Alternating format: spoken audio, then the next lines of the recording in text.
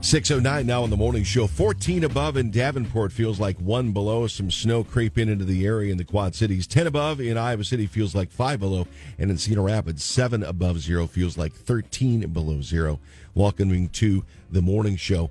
My guest for this segment right here, Brian Alikhani. He is the co-author of Real Events of the Middle East. Brian, good morning and welcome to the Newsmaker Line. Appreciate your time to talk to me about this book and the idea of the real events of the Middle East, because we get so much of a candid view or a rose-colored view, depending on where you get it from. Brian, good morning. Why did you write this book in the first place? Good morning. The dominant influences on me were the aspiration, American literature, and trust me, I love American literature. The history of Iran, deceit, phonies, and conspiracies. Okay. I was born in Iran in 1961. I witnessed how a prosperous country got itself into a state of decay, public execution, poverty, defeat, and contempt. Can you tell me a little bit about what you call the conspiracies of the Western media, particularly the BBC, and the upbringing of the Ayatollah? That's a great question. BBC played a key role, a vital role in bringing up an uprising of the Ayatollah. Mm-hmm. They turned the granite face of the Ayatollah to a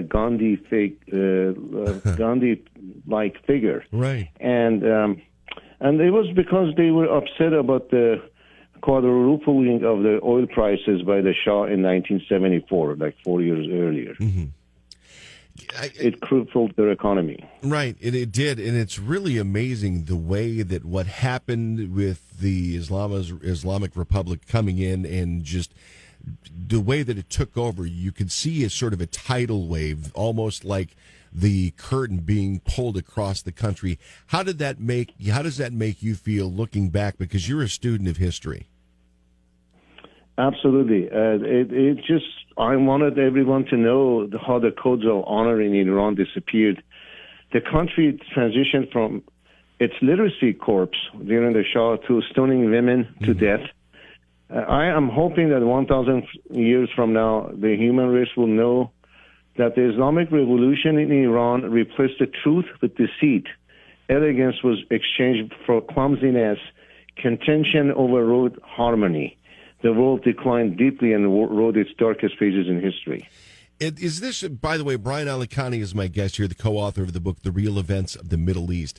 Is there a way out for the country of Iran? Is there a way to get back its old glory, I guess what you would say, the way that it was a more modern society rather than what it has turned into here in the past, maybe 20, 30 years? Absolutely, there is. I felt it's the best time for us to start talking about the Islamic Republic. Terrorism is on the rise, and they're the greatest sponsor of terrorism. It's a government. It's like Al Qaeda and ISIS with a prime minister and with a president. And the Western world should not celebrate the Iranian nuclear negotiations with such fundamentalists, a bad bunch of bloodthirsty rulers. But the issue is, yes, Iran can become, and that's the greatest question I've been asked recently. Instead of negotiating with these folks, the government, any administration should spend the money, because the money that we give to the Iranian government is going to be used for rockets that the Palestinians will throw on Israel. We don't benefit from when Israel gets bombed. And that's the issue. And the Iranian people don't give it a dime of it, get the dime of it. I tell you what, Brian, I'm going to make sure I give the title of this book out, Untethered True Children of Cyrus, okay? That's the book is called Untethered True Children of Cyrus. Amazon, Barnes & Noble, go to your independent bookstore and demand that they bring it. Brian Alikhani, thanks for writing the book, and thanks for joining me here on the morning show. Hope that you have a wonderful Wednesday, sir.